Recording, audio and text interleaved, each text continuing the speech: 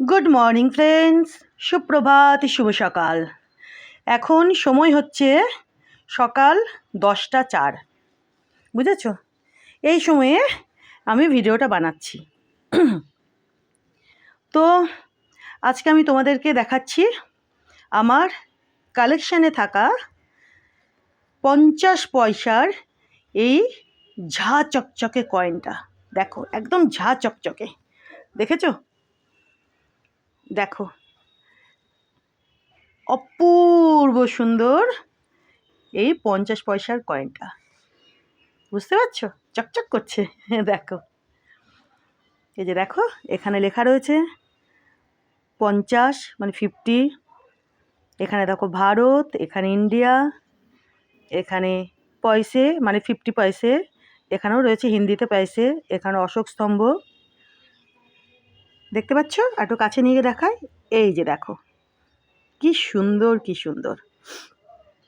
এবার এই সাইডটা দেখো, একটু কয়েনটাকে ঘুরিয়ে ঘুরিয়ে দেখাই তোমাদেরকে।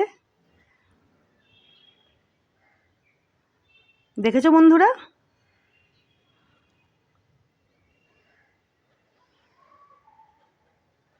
দেখলে? এইবার দেখাবো আসল ব্যাপারটা। সেটা আছে কোন দিকে? এই দিকে। দেখো, দেখেছো? এটা 50 পয়সার কি কয়েন। দেখো, এই যে এখানে লেখা রয়েছে অধিক অন্ন উগাও। এই যে দেখো, দেখেছো? হিন্দিতে লেখা রয়েছে অধিক অন্ন উগাও, নিচে লেখা রয়েছে গ্রো মোর ফুড, আর তার নিচে লেখা রয়েছে ইয়ারটা। দেখেছো? আর তার নিচে মিন্ট মার্ক যেটা রয়েছে সেটা দেখো, দাঁড়াও ফোকাসটা, এটা লেখা রয়েছে বি। এটা মিন্ট মার্ক। দেখেছো? এই যে বি লেখা রয়েছে, দেখো, এই যে, দাঁড়াও, এই যে দেখো, এই যে বোঝা যাচ্ছে বি,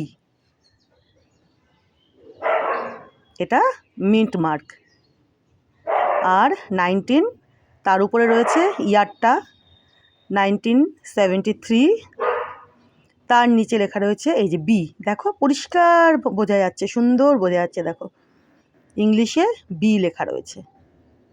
এটা মিন্ট মার্ক। যারা জানো তারা জানোই, আজকাল অনেকেই জেনে গেছো, তাই তো, নেট গুরুর দৌলতে। তো যাই হোক, আর এই যে দেখো দুপাশে রয়েছে, এটা ধানের শিশি হবে, বেশি বড় নয় কয়েনটা। এই যে দেখো, খুব সুন্দর বোঝা যাচ্ছে অধিক অন্ন উগাও হিন্দিতে, তার নিচে ইংলিশে লেখা রয়েছে গ্রো মোর ফুড, তার নিচে ইয়ার 1973, তার নিচে মিন্ট মার্ক বি। দেখেছো বন্ধুরা? তো আজকে আমি তোমাদেরকে আমার কালেকশানে থাকা এই 50 পয়সার কয়েনটাকে দেখিয়ে দিলাম। দেখেছো? একেবারে ঝা চকচকে কয়েন, খুব সুন্দর। আর একটু কাছে নিয়ে গিয়ে দেখায়। এই যে দেখো,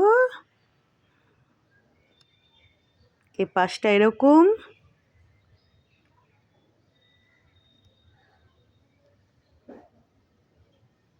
এই যে,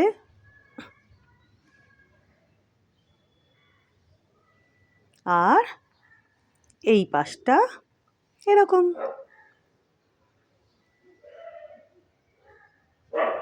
দেখেছো? চলো, আজকে আমি তোমাদেরকে